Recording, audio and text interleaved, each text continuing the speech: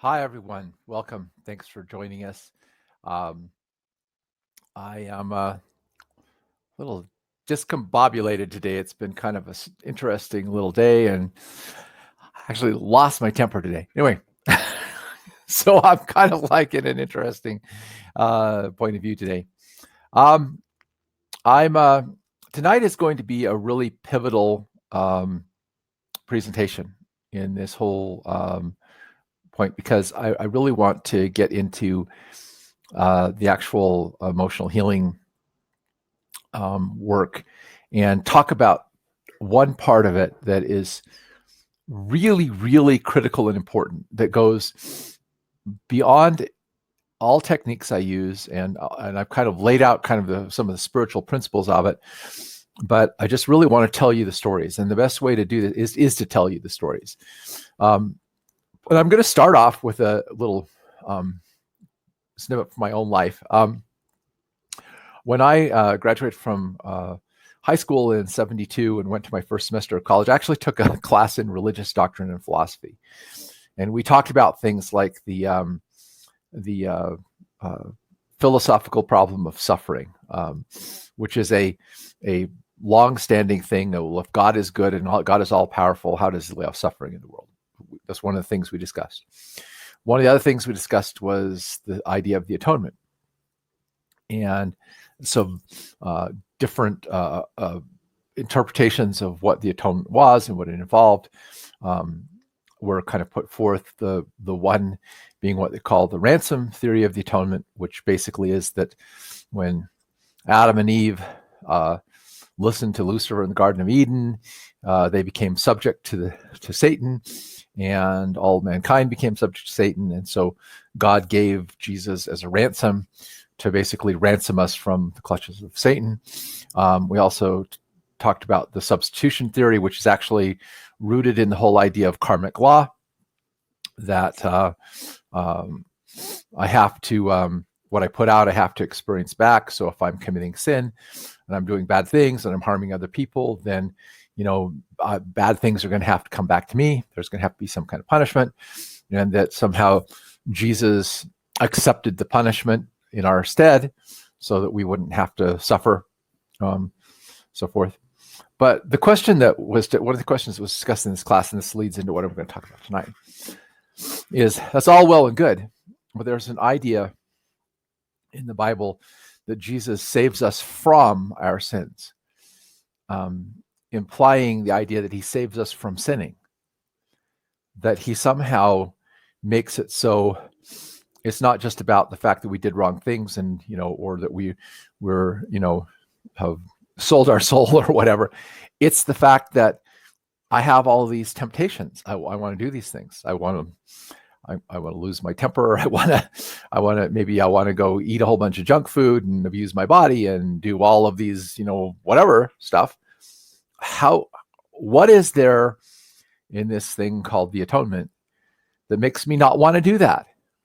That makes me want to be honest, that makes me want to live a good life, that makes me want to have everything. And we talked about the idea that it was really about God showing His unconditional love, and that unconditional love that we sense awakens unconditional love in us, and then we don't want to hurt other people. We don't want to do bad things. We want to do good things. So that kind of, stuck with me for a while. So I want to tell you about my first emotional healing experience in doing emotional healing on someone else. I was pulling down a hiatal hernia for someone. And as I was kind of loosening it up, the woman I was working on started to get tears in her eyes. And she says, what's happening to me? She says, I've got this sadness coming up in me. And I said, well, I know that, trauma gets stored in our body. And sometimes when we're working on helping to help heal the body, it brings up the memory of that trauma. And we have emotions that well up inside of us, either anger or fear or sadness or whatever. I said that could be happening. And I told her about the experience I'd had earlier that year with my friends that I told on actually the first session on this class. And she looked at me and she says, you have to do this for me. And I remember thinking, well, I don't know. My friends did this for me, but I have no idea how they did it or how it works or whatever. I don't know. I said, look, I don't know how to do this. I just told you about the experience I had with my friends. She says, no, you don't understand. You have to do this for me. And that little still small voice of the spirit that I'd learned to follow said, yes, you do. And I went, what am I supposed to do? I don't know what to do. I don't know how to do this. And the spirit said, I'll teach you. That's how this all started. So a friend of mine who was with me at this particular conference where this occurred, Dallin Wall, we had this lady, made an arrangement for her to come to our room. And I did sort of the same thing that my friends had done with me. I had her lie on the floor, had him kind of hold on to her feet and kind of, relax her, rub her feet. And I kind of cradled her head in my hands. And I just said, okay, talk to me. What is bothering you? And she started off kind of talking about the fact that she knew that there was something going on inside of her, and she had sought out counseling for it a couple of years back, and she wound up getting sexually molested by the counselor that she was seeing. And so that kind of traumatized her further. And so I thought, okay, that's interesting. I said, so what else can you think of in your life that comes up just as you're lying here? What comes up for you? What do you think about? She says, well, I think about my dad. And I said, did you love your dad? And she said, yeah. And she went back and remembered like sitting on her father's lap and feeling kind of very safe and warm and loved. And then, I don't know, this little voice inside said, ask her this. And I said, did your father ever betray you? And then the most interesting thing, she was lying on her back, and she went like, her head went back like this. She said, yes. And she started to arch her back and roll from side to side and started like, no.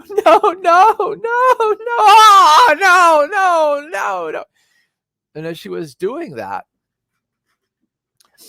I felt this surge of energy come from her head, and it was like it traveled up my arms and came right here and hit me smack dab in the middle of the chest. And I don't know how else to describe it, but I was suddenly, inside of me, a 5-year-old girl being sexually molested by her dad. And this whole flood of emotions came through me, like, how can you do this to me? You're my dad. You're supposed to love me. You're supposed to protect me. This feeling of anger, stop doing this. Stop doing this. You're hurting me. Please stop doing this. This feeling of guilt, like, what did I do wrong? What did I do to deserve this? Why are you treating me this way? Blah, blah, blah, blah. This whole jumble of emotions came coursing through me, and I started to cry. It was very, very painful. But, tears rolling in my eyes, and I look up, and my friend Dallin down by her feet, and tears are running down his eyes. And I don't even remember at this point what I did to try to help her come back to a place of being centered or whatnot. But somehow we got her back into a place where she felt safe and calm inside again. And when we got done, she stood up and she looked at the two of us and said, did my father sexually molest me? And something inside of me said, don't answer that question. I said, well, you're the one who has to figure that out. I don't, you'll have to answer that question for yourself, because I didn't want to put into her some idea, but I had just, lived this. But here's the interesting thing. Before this happened, this woman was like 26 years old. She was a businesswoman. She had this very angular face and a little bit of facial hair, that from when women have too much testosterone. And she kind of had that very aggressive period. And after this happened, her whole face had softened. there was a glow about her. Her jaw had relaxed. She didn't look so tense. She looked much prettier, much more feminine, much softer. And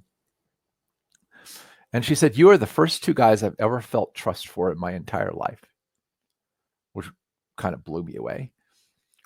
Anyway, she left, and Dallin said her father sexually molested her. I said, "Well, that's what I think too, but I'm not going to tell her that." Because he had experienced the exact same thing I had experienced. He had also suddenly had that surge of emotions hit him and had been like he was experiencing this himself. And a little voice of spirit, and I remember thinking, I'm a dad. Okay, I'm a dad. I adore kids. I love kids in general. I like children. I like kids. I really care about them.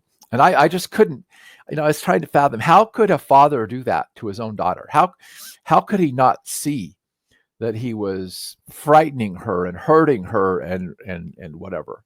And the Spirit said back to me, only a heart that is so hardened that it can no longer feel and empathize with another person can cause this kind of injury and pain. And only a heart that loves enough that it can share in the pain can heal it. And at that point, I understood what at-one-ment meant. At-one-ment, becoming one, where my pain is your pain, where our joy is shared, where our pain is shared, where everything is shared. And I had never before even contemplated the fact that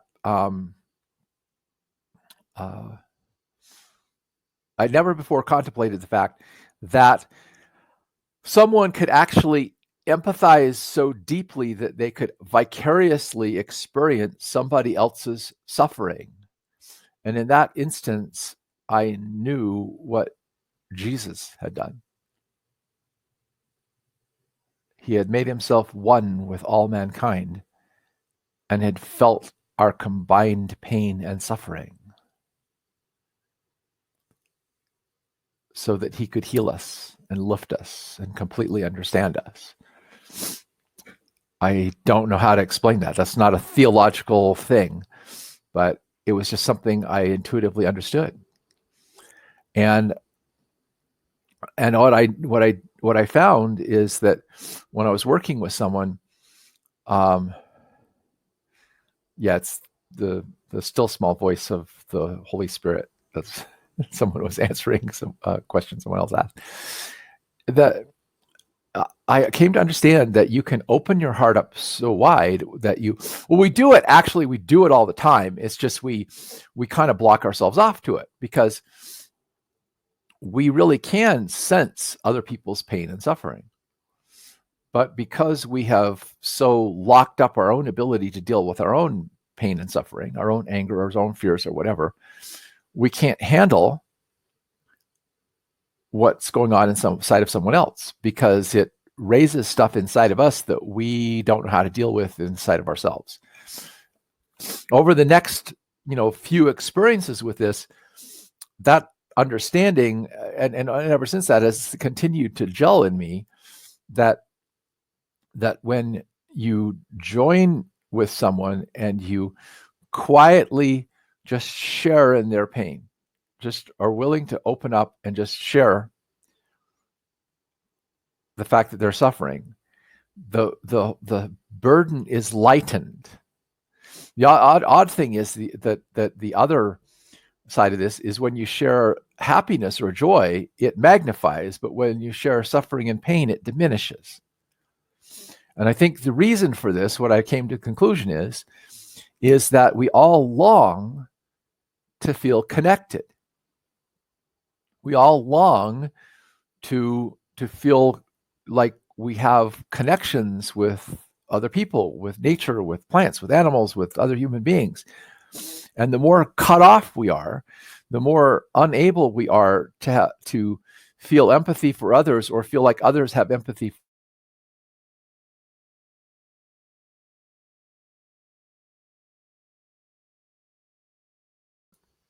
My webcam and mic just shut off for some reason. That was really weird. Okay, well, anyway, so the more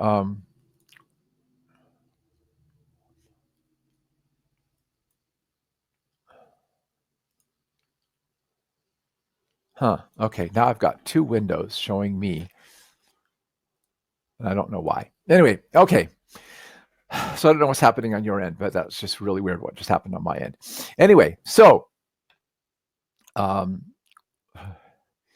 that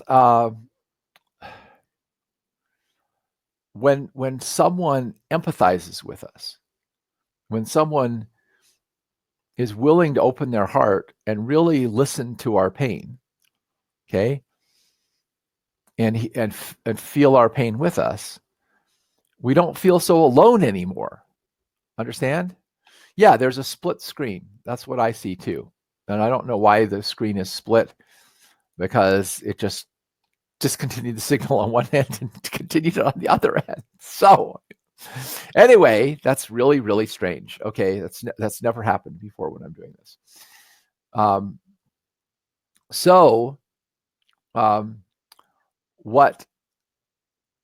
What happens is I don't feel alone anymore. I feel like someone else understands what I'm going through. Because when I feel like no one else can understand what's going on inside of me, no one else can appreciate the pain and the suffering and the things I feel and the anger and whatever, then I really, really feel alone.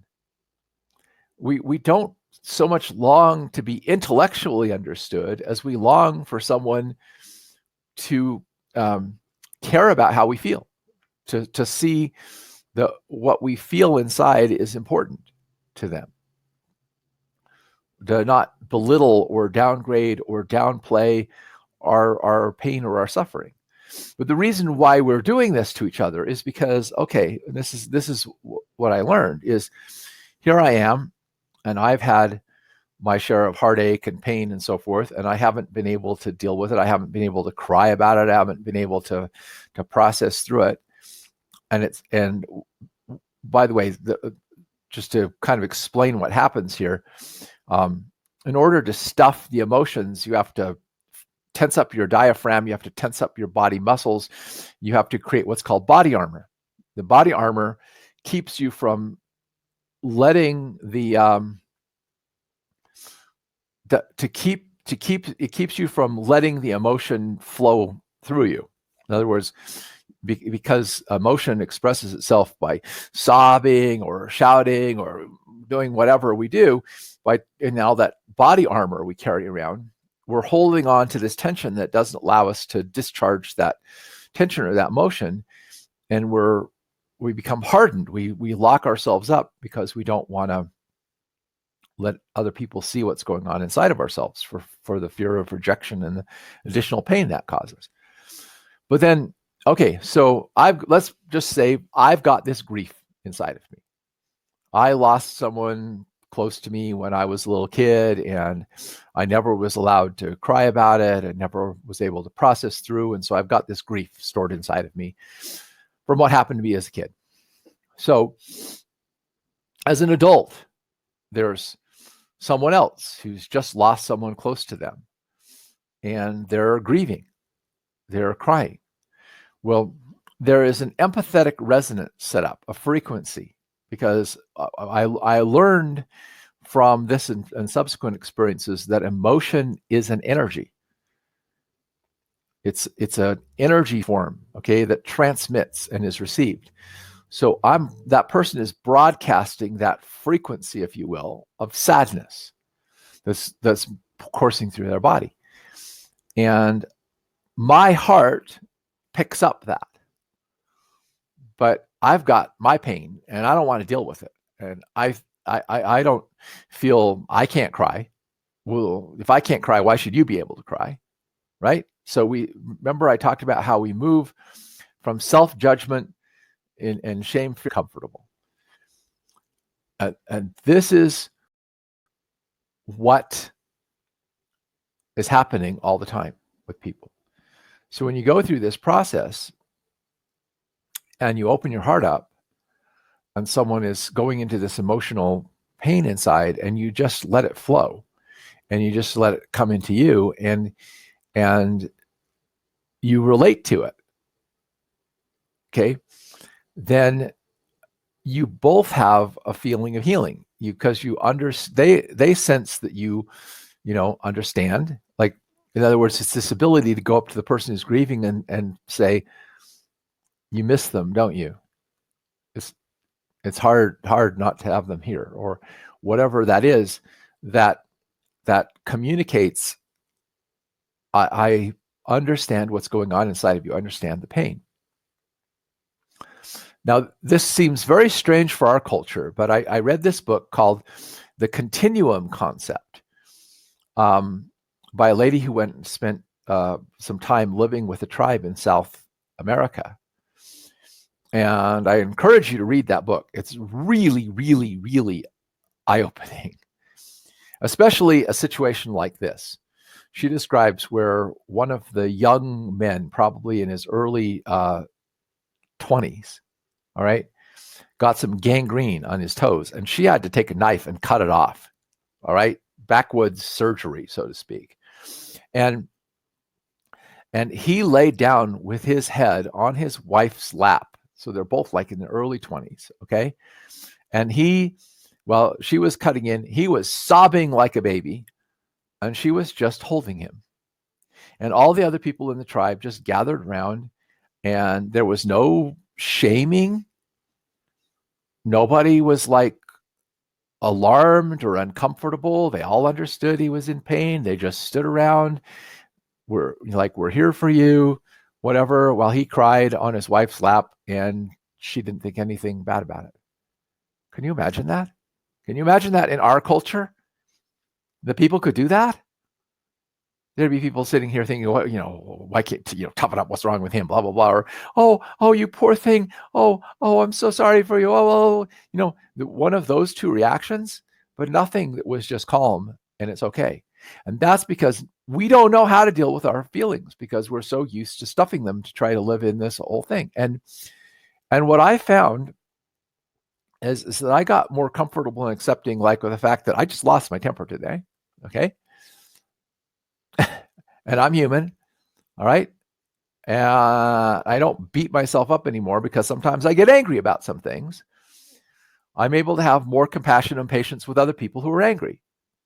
It doesn't mean that I'm an angry person all the time. It just means that the fact that I no longer judge the fact that I'm human and that I get angry and I have my moments or whatever as making me an evil, bad person. I no longer judge that somebody else who's expressing anger is an evil, bad person either. You follow? I realize we're all struggling with our stuff inside. And my ability to be patient and compassionate and thank you. I really do believe that, ever since I started teaching this stuff, there have been some things that have come against me that like really trying to stop me. And I'm saying, nope, sorry, you're not going to stop me. We're going to do this. We're going to get this out here because this is important. I mean, that understanding of that first experience led me straight into the second one. A friend of mine was over at our house and I was talking about something and she says, well, my unwed teenage mother gave me up for adoption when I was 6 months old. And the fact that I had just recently, less than a year ago, had relived being born, and I knew that infants were totally aware of everything that's going on around them, at least emotionally, I suddenly empathetically found myself in the position of a 6-month-old baby whose mom just gave you away, who didn't want you. And what would that feel like? Nobody wants you. And I said, you must live with a constant sense of abandonment. And she says, I feel that way all the time. I said, well, let's work on it. And we went into that session, and she went back and relived being a baby, crying. Her diaper was wet. She was all by herself. She was crying. Nobody was coming to feed her. Nobody comes to pick her up. Nobody coming to change her diaper. She was all alone, abandoned, in pain. And I said, look for a light. Someone has come to help you. And she says, I see it. I said, can you go to it? I didn't understand at the time when I said this that she was a baby. She says, no. I said, then ask the light to come to you. And she says, I see him. And he loves me. And she started to cry. She told me later that what she went through was she actually was this baby in the crib crying or whatever, and Jesus came and picked her up and held her. And she told me when we came out of that session, she says, this is the first time in my entire life I have ever felt loved or wanted. And by the way, that's not the first time someone said, and last time someone said that. I had a 76-year-old lady who had a similar issue with her mom, and we got done, and she says, this is the first time in my life I've ever felt loved. 76 years old, the first time in her life she'd ever felt loved. Okay? That sense that we are loved, understand? That someone understands? That they've been through it? That they know what we're going through? Is incredibly healing. That's At-ONE-ment. That's what it means, At-ONE-ment. And I found these books shortly thereafter by Taylor Caldwell. And, excuse me, I'm obviously going to get real emotional tonight because when I tell this stuff, this is really, really poignant for me. And the two books are The Listener and No One Hears But Him. And in these books, this wealthy man, as a legacy, builds this little park with a building inside of it. And on the doorway, it says The Listener. And basically, it's a 2-room building. You walk into the first room, you write what's bothering you on a piece of paper, and you drop it into a little slot, which, interesting enough, goes to an incinerator. And then when it's your turn to go in the room, the door opens, you go into this room, and there's an alcove in front of you that's with a curtain in front of it. And says, the man who will listen to you is behind this alcove. And all these people come in and they start talking, and they pretty soon start pouring out their pain and start pouring out, nobody can understand what I've been through. So somebody who had a business partner that he really loved, who betrayed him, the story that I remembered the best was one about a black man who came in and said,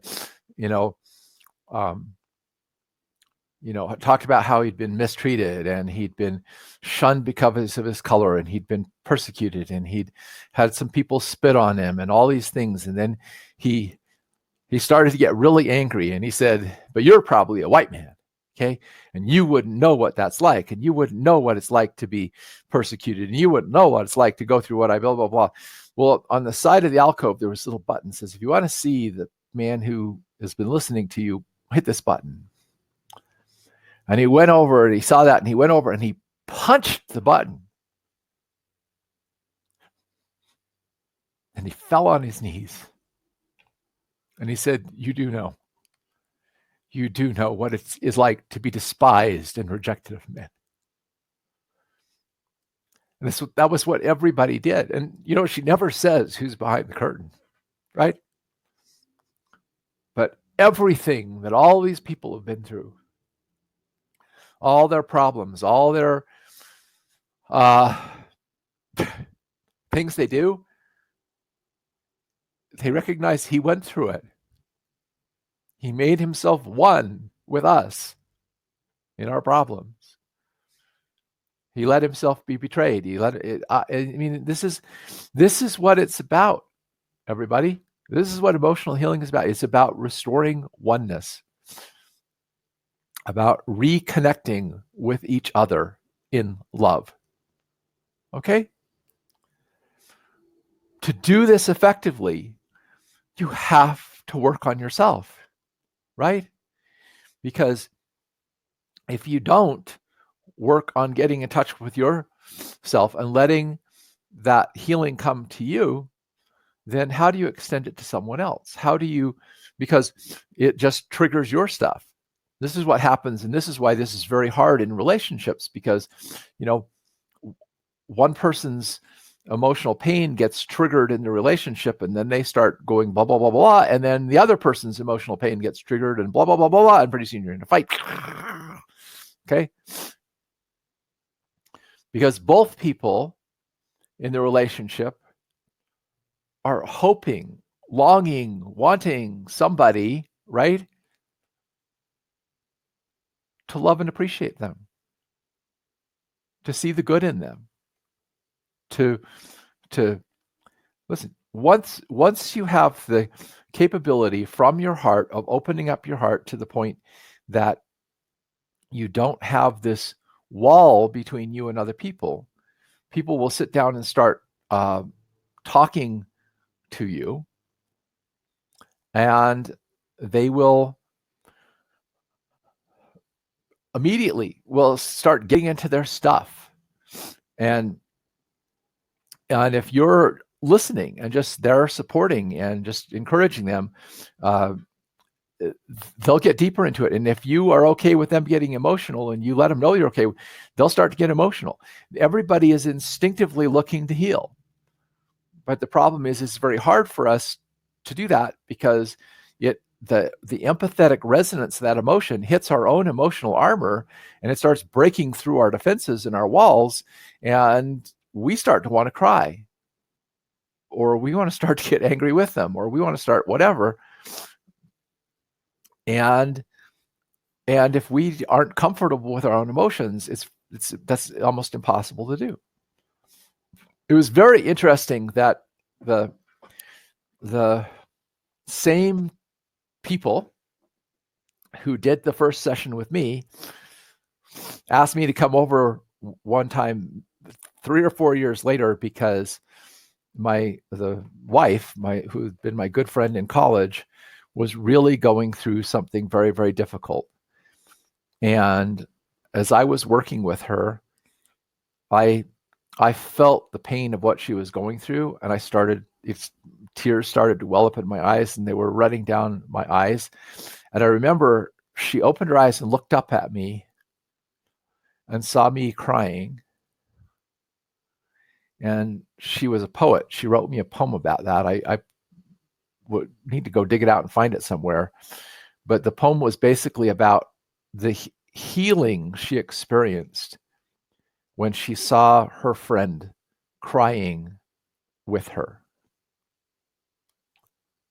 That was one of the most healing things she had ever experienced in her life. Something that simple. So I had started to understand this, and I had started to learn that I could reach out with my heart and feel things and sense what was going on inside of people. I really didn't understand it. I really didn't know how it worked or what happened. Only in recent years that I actually discover even a beginning of an explanation of it with the people who do heart math, and also a book called The Secret Teachings of Plants, The Experience of the Heart and Direct Perception of Nature by Stephen Herod Booner. He explains that the research now shows that the heart broadcasts an electromagnetic wave on which the blood travels throughout the body, creating an electromagnetic field that radiates out from the body. So the actual heart is like a carrier wave The beating of the heart is sending an electrical impulse, blah, blah, that acts as a carrier wave that is encoding information that goes out, not only out to the whole body, but broadcasts out into the surrounding environment. That's why when someone's upset with you, even if they don't say anything, you can feel it, right? You can sense it, because not only is the heart broadcasting that information, the heart receives that information. So in other words, we're not only broadcasting our emotional state, but we're also sensing the emotional state of others. And when the thoughts in my brain and the words in my mouth and the feelings I have inside of me all line up, and especially if they also line up with my actions, I am operating in an internal harmony that creates great power and charisma, as well as helps me be well. In fact, a lot of people, when they listen to me, they feel very powerful things, but that's because what I think, what I say, what I feel, and what I do are usually pretty much in alignment. Not always perfectly in alignment, but pretty much in alignment. So there's a genuineness that carries forth because the heart energy is conveyed along with the verbal energy and the thought energy, and it hits people with a lot of emotional impact. Well, think about how many people are thinking one thing, feeling another thing, and saying a different thing, and doing something different. So their entire internal being is in conflict, right? They're trying to put on their words or the actions that aren't in keeping with what's really going on inside of their thoughts and their heart. And that they're doing this obviously because they're thinking they have to do that. They have to put on that other self in order to be accepted by other people, or at least not to be hurt by other people. But in reality, that means nobody really even knows them well enough to love them, right? So I started to understand that this could happen, that you could actually tune in to someone else's heart of what was coming out of their heart, and feel it inside of you so potently that you literally would practically step into their shoes. And this has happened to me so powerfully that on a number of occasions I've literally seen and experienced things that they had seen in their experience in their life. In other words, it was like I was sitting there inside of me, not watching a movie, but standing in the scene that was going on that they were describing. And I knew that this was the case because I would see what had happened to them before they started to describe it. And this has happened to me numerous times. In other words, I was picking up signals from inside of them of what was going on inside of them, where it was coming from, and so forth, and feeling the emotion of it before they were able to express it. And in fact, the most dramatic instance of that was someone who had been ritualistically abused. And when I went into the session, like her talk, she was like frozen in fear. She couldn't say anything, whatever. So I don't know how to explain it other than just to say what happens. I say, okay, we're going to do this. And it's like I open up my heart and I tune in and go in and start letting myself feel my way into that person, letting whatever's in their heart come into my heart, and just being willing to, even if it hurts, even if it's painful, even if it's a difficult thing, to be open enough to share this with them. And when I did this with her, I suddenly saw myself standing up against, being forced up against a wall with a knife to my throat, and they were doing these horrible things in front of me and saying, if you utter a sound, we'll slit your throat, kill you.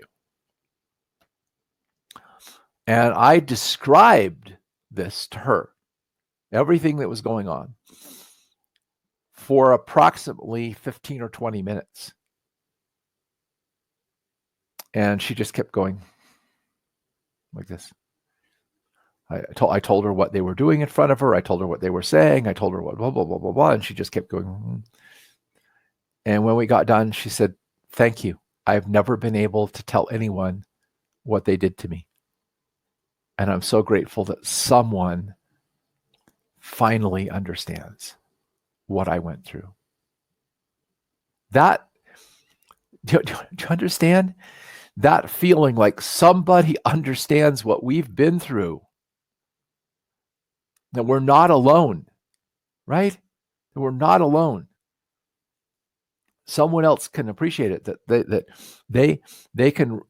they've been through similar feelings is one of the most healing things in the world. That's why I started to look for music that expressed different emotional things, and I started to realize that the humanities, art and literature and painting and dance and all of these things traditionally were ways of people trying to express the feeling inside of them and carry it with other people. And that's why it's so powerful, because when we feel together, we sense we're not alone.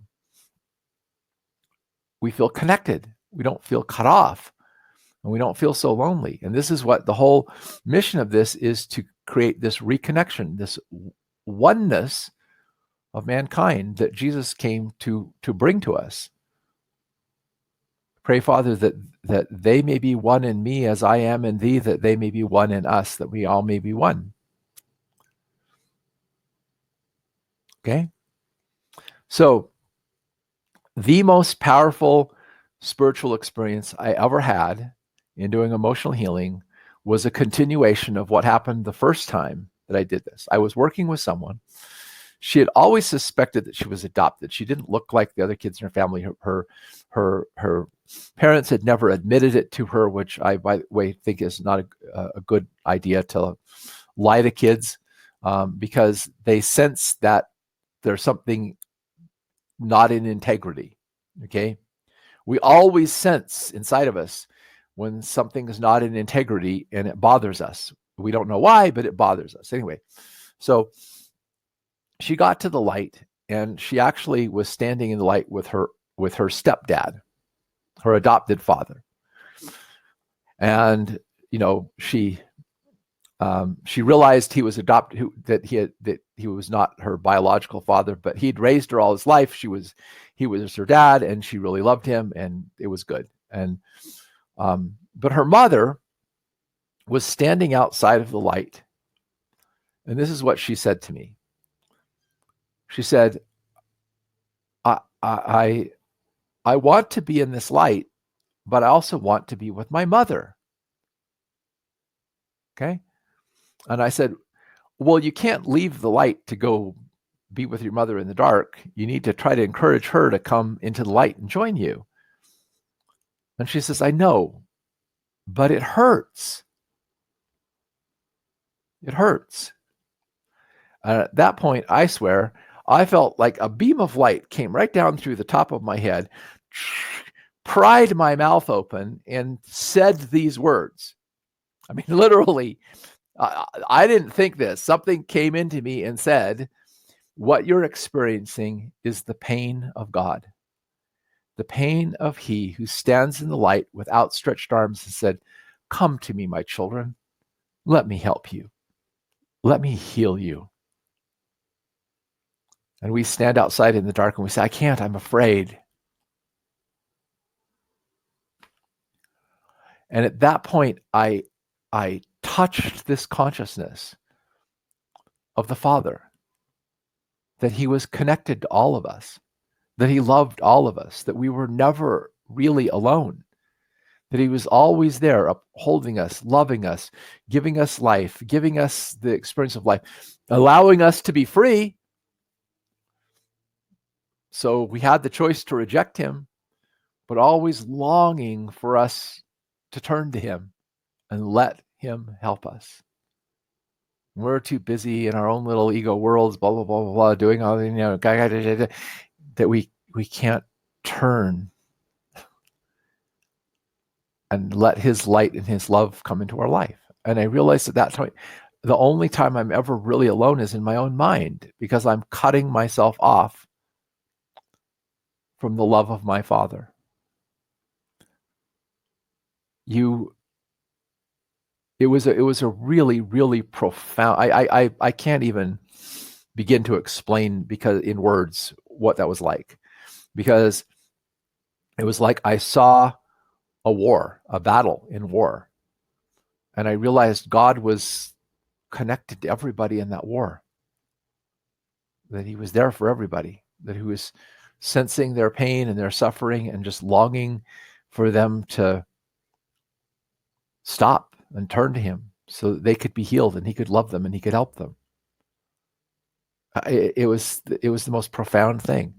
And I came to understand something that I really want to leave you with tonight. Okay? Humanity is an organism. When we talk about do unto others as you would have others do unto you, or don't do to somebody else, or when Jesus said, inasmuch as you did it to the least of these my brethren, you did it to me. He is expressing the oneness that is in God. So being someone who's been in natural healing, I've come to understand the body as a metaphor for us. I mean, this body has somewhere, no one knows for sure exactly, but let's say 100 trillion cells.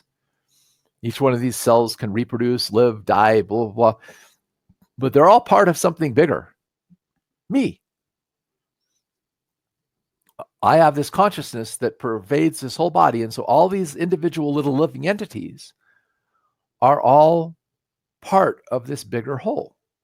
They all exist as part of the bigger whole. And the sickness in the body comes when they disconnect from the whole, when they're not, maybe I'm not taking good care of them because I'm not feeding them right, or I'm exposing them to toxins or whatever.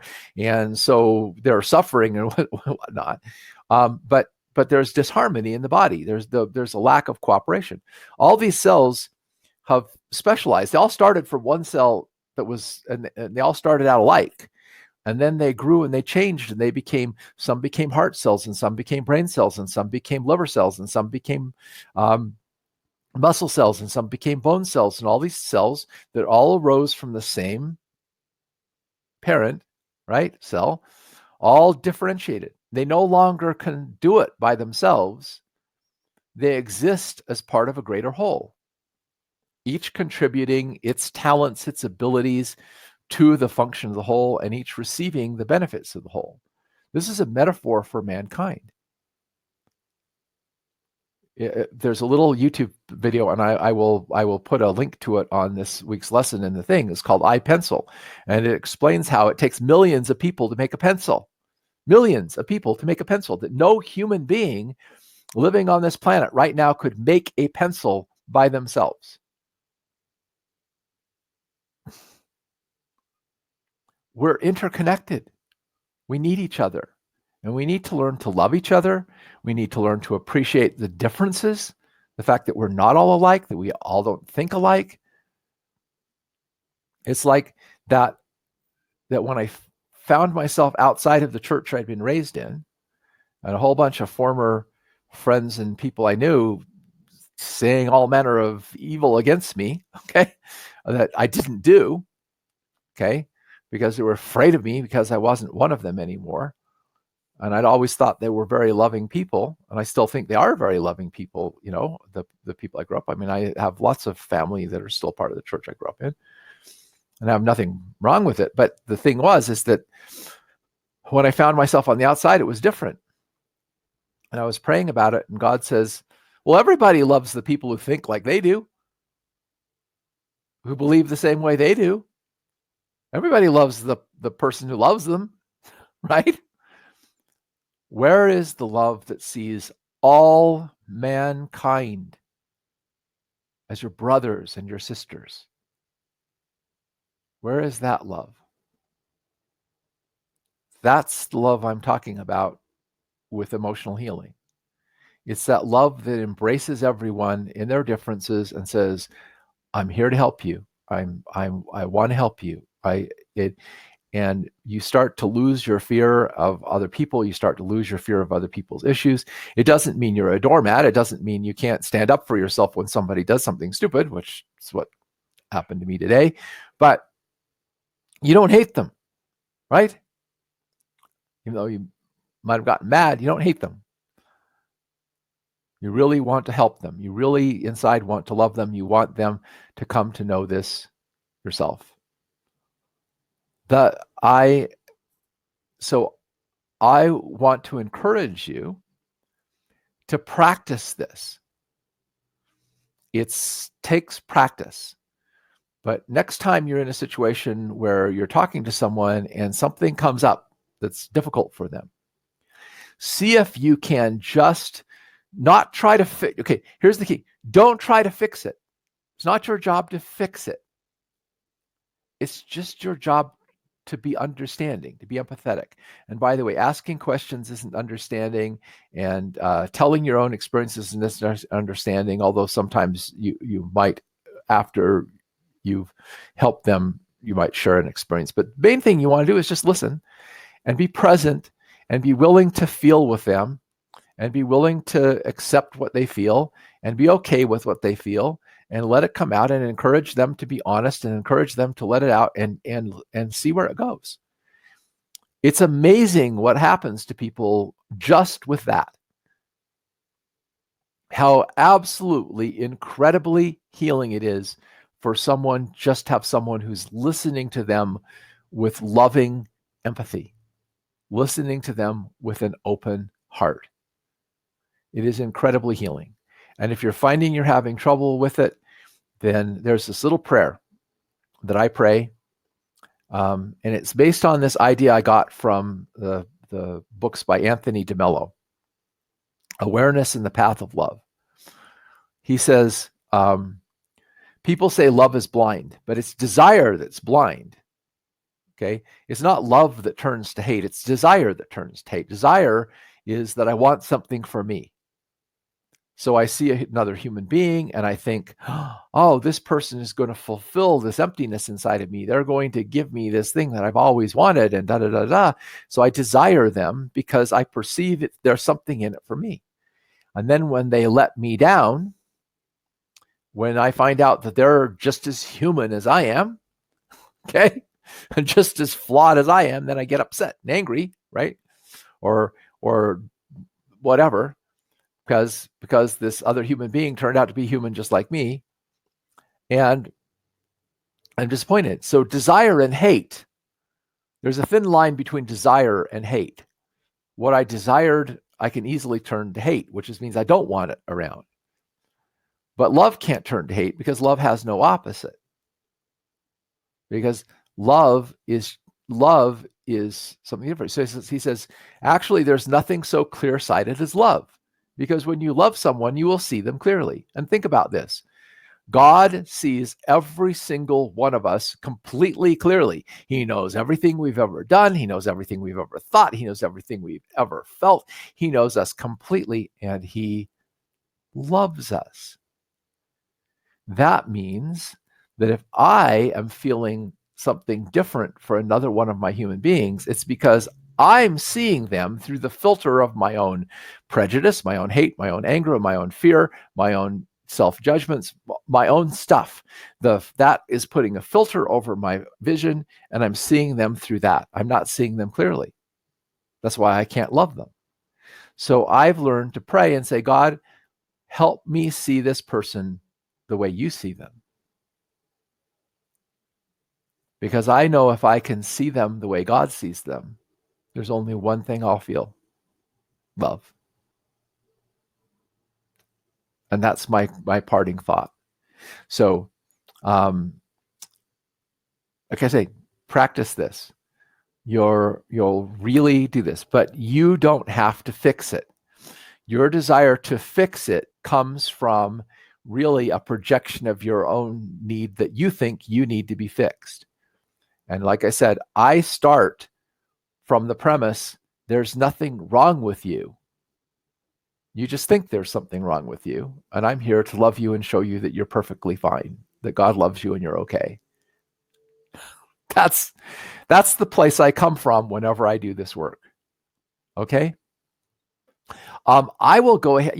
Someone just mentioned, would I put some of the books and things I mentioned? I will do that. I will get together a bibliography of some recommended resources, because over the years I've collected some really good books that really kind of enhance and are useful for helping you to dig into this. I will put that on the website. Okay. Someone just mentioned a book called The Art of Self-Forgiveness. I'll have to look for that. The video that I'll put up is called I Pencil. Okay, and basically what it's saying is that it's what Adam Smith called the invisible hand. There is something going on that all of us in our own little things are contributing to the good of the whole, when we're just doing our little thing and contributing our little piece, like some cell in the body is contributing its good to the welfare of the whole and receiving the benefit from the whole. And it's only when the discord and hatred and disharmony comes into the picture that happens. And I can tell you that the enemy, the people who are trying to destroy us, have one objective. That's to divide us. To divide us by religion, to divide us by gender, to divide us by race, to divide us by economic status, to make it rich versus poor, male versus female, black versus white. It's all about dividing us. Whereas what God wants is to bring us together in love. Someone mentioned EFT, emotional freedom technique. I just want to say EFT is a good technique, but the two practitioners who did it on me, as soon as I started to get emotional, got really uncomfortable and started wanting me to tap harder and everything, because I could tell that they could not handle the fact I was getting emotional, which meant that they had not done their own inner healing, or they wouldn't have been bothered by the fact that I was getting emotional. Techniques are great if you understand the spiritual principles I'm talking about, which is that it's okay that we're human, it's okay that we feel, and that you have to let the person express their feeling and get out of this. Yeah, I'm glad these are recorded too. Someone says they wish you could connect with each other outside of the sidebar. Well, you can for sure. There have been several people who've posted some of their personal stories on the student forum, and you certainly, if you want to do a little like video, your experience or whatever, and want to share it with me or with other students, I really would like to have people share their experiences. It's so healing to share these experiences. I mean, this is what happens in the workshops when we do workshops, is as one person gets that loving empathy and they work through their stuff, everybody is there and feeling, like I felt that way, blah, blah, blah. And it's healing for them too, to see someone just being accepted. Someone said this, I hope they don't mind me reading. It says, thank you so much for sharing that first story, what you were told about the atonement, and what it fits exactly with what I was given when I asked God to help me really understand it. And he gave me an experience that is basically what you described, because I've never heard of it before, and I still find myself doubting, out of fear, of course, even though my heart and soul knows it's true. Thank you. I really appreciate that feedback for me, because, this is this is something that it's not. See, what it went from is being an intellectual understanding, an understanding of some ideas, okay, to actually feeling, an understanding that God comes down and shares our pain with us, saying, I love you enough that you can't come to me, I'll come to you. I'll come down and participate with you on what you're going through, to show you how much I care. I don't know how to put it that simply, but it's when you realize God loves you that much, and you feel it and you sense it, it's transforming. It totally makes you think differently. Someone else said, to make an emotional connection with this, that is exactly what Jesus did. Emotional connection. Yes, it's an emotional connection. It's a connection through the heart, through the world of the heart. Okay. Someone said, is there anyone out there who would like to partner with me in prayer and touching base by email, please? Like I said, if you put stuff like that on our forum, on our class, I really do that. One of our students has a Facebook page for people to share and partner with each other. We want to start getting this spread. I want to start, helping people form groups, emotional healing support groups, in their local communities. I feel like this is something, I don't know how to explain it, but if you ever get a chance to come to one of our workshops, to me, it's what church should be. I mean it. It is such a powerful healing experience for the individuals who attend, and you feel this spirit come over it, the spirit of love, the spirit of unity, the spirit of mutual understanding and everything that it's just wonderful. Someone else says, how do you feel about emotional release using essential oils? Okay, again, as I'm going to explain remember, this class that we're going in right now is the first of 4. And I will get into some flower essences, emotional healing, and flower essences, essential oils and stuff later on in the year. But I really wanted to get it really, really clear. Flower essences are great. Essential oils are great. EFT is great. I'm going to teach you, last time I talked about some of the techniques I use, the hallway with doors. Go for it. Learn how to do empathetic listening and reflective listening and all those things. Wonderful, wonderful, wonderful. But if it's not centered in this unconditional love that just says you're okay with just who you are, you're struggling, but that's okay. Your problem is that as Jesus told me, the person feels lost, alone, cut off, and afraid, and they're acting out of their fear, hurt, and pain. And you can't cure the darkness with darkness. You can only cure the darkness with love, with light, with faith, hope, charity, forgiveness. That's the healing light. Everything else is an appendage. In fact, what my friend that I did the second emotional healing session with, who worked with me for a while, she says, everything that you do is a front for what you're really doing. And I just told you tonight what I'm really doing. I'm reaching out with my heart and trying to connect with that person on an emotional level and just be present with them in where they are and what they feel and what they've gone through. With the support, and I often pray for support and ask God to come and show his unconditional love through me, and try to step out of the way and let that happen. That everything else is stuff that actually is just designed to make the person feel more comfortable or to get in or it's all appendages.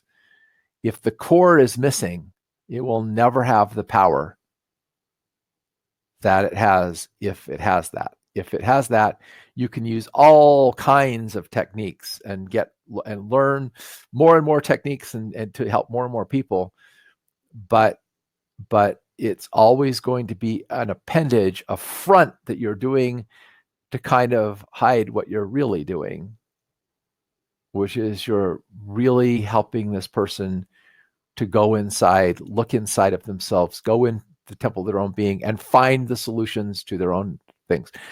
Someone said reevaluation counseling. That is one of the other tools that I ran into that very much fits with what I've learned. They don't have the spiritual component of it, but they totally understand the process of just letting someone talk about their feelings and being present with them. So I've over the years been open to many different techniques and many different tools, and I'm always interested in learning more. But I really, really wanted to go put this out and say, but it has to center in this unconditional love. It has to center in this place where we're learning to connect with that inner spiritual being. And I'll have more stories to tell about emotional healing experiences later on. Well, I think we've gone long enough for today. Thanks everyone for participating in the class. Thank you for joining us today. We do have another session next week, and we'll continue getting a little bit more. I'll tell you some more stories of the emotional healing work, as well as I'll be starting to share more techniques, but I just needed to get the foundational principles going, and then I'm going to explain more of the specific techniques and how to use them in that context. So thanks again, and good night.